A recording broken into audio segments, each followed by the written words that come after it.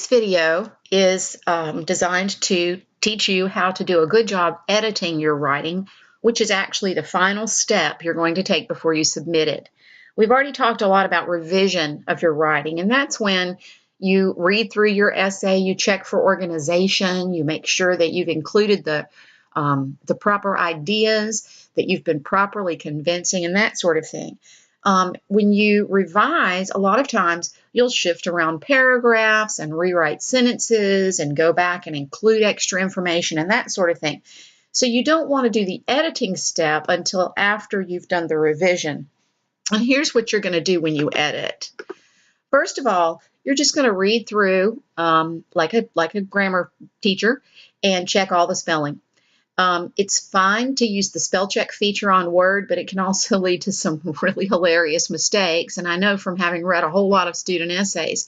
So instead of you being a laughing stock by having just allowed Word to suggest the word that you meant to use, double check on what Word is telling you to do and select the word that you actually mean. If you have any questions about it, just look it up. There's a great online dictionary, Merriam-Webster online, that you can use to do that. Okay, so after you've checked all the spelling, then you're going to check your punctuation. What I think you should do is go look at every single punctuation mark. You know, commas are not to be used willy-nilly whenever you feel like taking a breath or pausing. There are actually rules that govern all the uses of commas. So make sure as you look at your commas that you know which rule is governing each one of those commas. That might be hard the first time you do it, but it'll get easier as you go. Check all the other punctuation marks too. Make sure that you've used them all properly. You can review the course information to see that you're using them properly, and then make sure that every sentence ends with one sort of end mark or other, a period or a question mark would be used most frequently. Then go back and check everything for proper capitalization. If you're not sure what words need to be capitalized, you need to look it up. I had a situation just the other day that I needed to Google because I needed to know, like, what's the modern answer to this question? What's the current answer? And the question was, do I capitalize the words black or white if I'm using them to designate race? And you can Google things like that. The answer was no, you really don't have to. But some people do, and it's not really considered incorrect. But that's the kind of thing that you want to check on before you finally submit your paper. Then you want to check your sentence structure. And this is just to be sure that you have no run-ons or comma splices or fragments. You want to be sure that every single sentence is a good, complete, well-written sentence.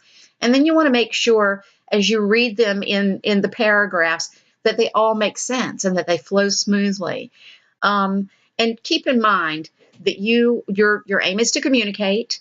So this is a point at which you might want somebody else to listen to you read your paper or have somebody else read it for themselves to make sure that you get that flow, that they're able to follow your argument, and that your sentences are correct and easy to understand.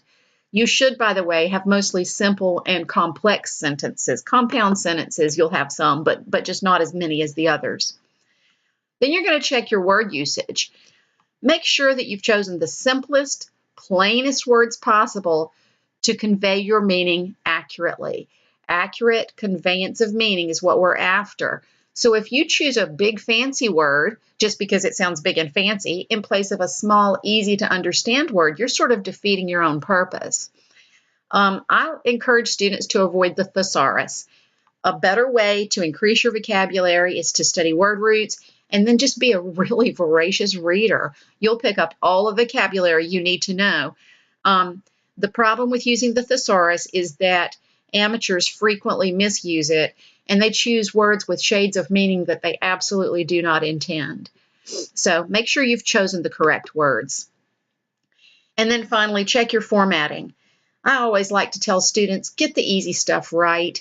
You know, there's no reason in this world that you can't just follow the pattern that's shown on the MLA standards that right on our course page to make sure that things like your page number and your heading and all of that are formatted correctly, that your margins are set correctly, and all of that business.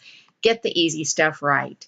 And that's it for editing. Make sure it's a step you do not skip.